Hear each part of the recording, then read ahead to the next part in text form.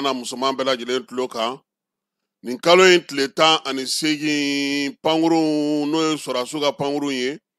kɛrɛnkɛrɛnnenya la Mali Burkina Niger n'a fɔ ma ko armée unifiée Falaye olu ye wuli ka jɔ belebeleba kɛ ka taa Bamacɔlen ni Wawalekɛbaw olu ka sigiyɔrɔ dɔ gosi Tabangɔrikaw fɛ yen Tabangɔr ale fana ye fila ye min bɛ Mali dugukolo kan kilomɛtiri 8 o de bɛ ale ni Mali ni Niger cɛ nka komi bɛɛ lajɛlen bolo bɛ ɲɔgɔn bolo Falaye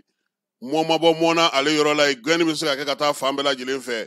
kibaruya sanumanw dilen service de renseignement maaw fɛ o y'a to nin wulikajɔ in sera ka kɛ ka taa nin dagayɔrɔ in filenkolon ci k'a da kolon ci Bamacɔlen Wawalekɛba caman k'olu bɔ baara la wa min y'u ka minɛnw ye k'olu bɛɛ lajɛlen kɛ bugurimugu ye Falaye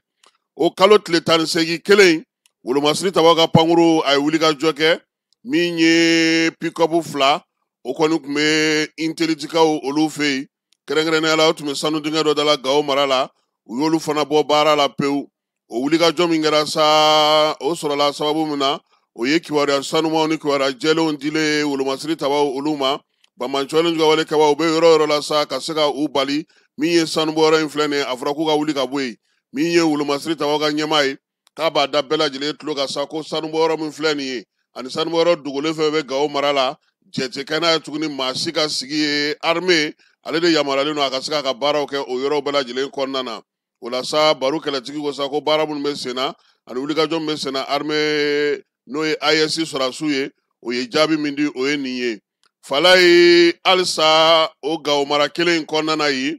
i b'a dɔn k'a fɔ ko Intagakaw fɛ yen Ngamu kun gosira général de brigade Mamadu Masawule Samake fɛ ko maa a bɛ sanubɔyɔrɔ in na k'u bɛɛ ka waa wɛrɛ yanni armée ale ka cun ye nin kalo in tile 15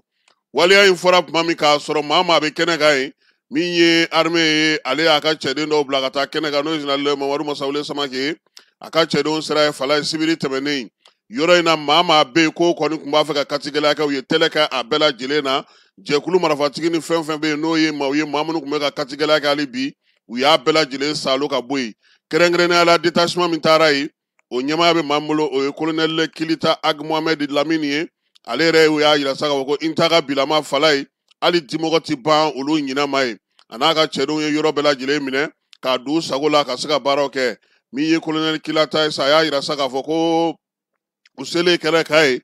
dantigɛ min fɔra u ye bɔlɔ turuturu o bɛɛ lajɛlen na SOREM kan ka na baara kɛ yɔrɔ min olu y'a bɛɛ lajɛlen san n'o k'a ban tayi u sigilen don sa ka sanubɔlaw yɛrɛ kɔnɔ jamana ani jamanadenw bɛ nafa sɔrɔ sanubɔ min na o baara de bɛna kɛ Falaye nin y'a siɲɛ 3nan ye armée ale ka wulikajɔ kɛ nin yɔrɔ kelen in na yaasa maa minnu bɛ yen n'olu tun b'a fɛ ka kanagɛlɛya kɛ ka to yen hali bi ka sanubɔ to sen na k'u bɛɛ lajɛlen salo ka bɔ yen sɛbɛn ale bɔra DIRPA maaw olu yɔrɔ min ye Wolomasiri Tabaw ye Falaye Madina Sakɔ Banamba mara la kunun ni kunna sini ko fiɲɛ ani dugumana tigɛlen don Bamacɔlen Wawalekɛbaw la min ye balakacun ye o de taara kɛ maa b'a yɔrɔ la sa min ye Bamacɔlen Wawalekɛbaw kɔni ye u dogo yɔrɔ u ka dogominɛw n'u ka kɛlɛkɛyɔrɔ n'u ka fɛn fɛn bɛ yen armée y'a bɛɛ lajɛlen ɲɔɲɔ k'a ban tayi wulikajɔ kɔni bɛ sen na duguden minnu bɛ yen ni lakalili kun kɛra olu ɲɛna ni fɛnw ɲɛfɔra olu ye olu lasago yɔrɔ la armée ka nin wulikajɔ in kɛrɛnkɛrɛnnenya la Falaye ko maa min tora a la maa si t'a da dɔn sabula min ye Madina Sakɔ kɔnɔna ye a yira k'a fɔ Bamacɔlekɛba ninnu u kun nana ka n'u da o kungokolonw kɔnɔna ye k'a ta yen sa fo min ye Segu mara kɔnɔna na Banama sira in u kun y'a bɛɛ lajɛlen tigɛ ka kalansow datugu ka maaw gɛn nka wo b'u bolo armée bɛ a ko ka hali bi ni Ala sɔnna a ma kibaruya tɔw an na o da maaw tulo kan tile ale kɔnɔna na an ni sɔrɔdasiw bɛ ɲɔgɔn fɛ hali bi Falaye nka sisan an bɛ taa a tubabukanmafɔyɔrɔ la n'o ye général d'armée corps d'armée Sadio Kamara ye ale ka baarakɛyɔrɔ la sa Katarikaw olu ka lasigiden b'an fɛ yan o ka dankan dɔ Falaye o ni Sadio ye ɲɔgɔn ye maa kofɔlen sa a tɔgɔ ye sa Amadu Mawuzi Salim Saïd ale kɔni taara Sadio Kamara fɛ yen hakilina falen na Wolomasiri Tabaw ni kɛlɛkɛlakɔrɔw ka minisiri a ye maa kofɔlen bisimila u ka kumaw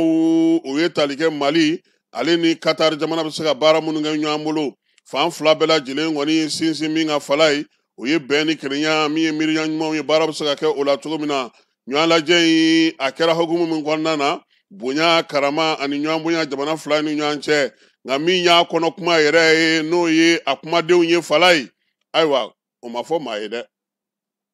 o tolen don gundo la fɔlɔ nka Sadio kɔni ye min fɔ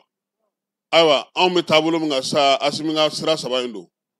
an ka nafa jamanadenw ka nafa an ka danbe n'an ka tabiya n'an ka yɛrɛmahɔrɔnya bonyali ni maa min bɛ don hukumu kɔnɔ ka na ye dibi ko an ye wari d'a ma a ye taa yan fɛ a y'a kɛ tan élection a y'a nin kɛ tan anw t'o la tugun dɛ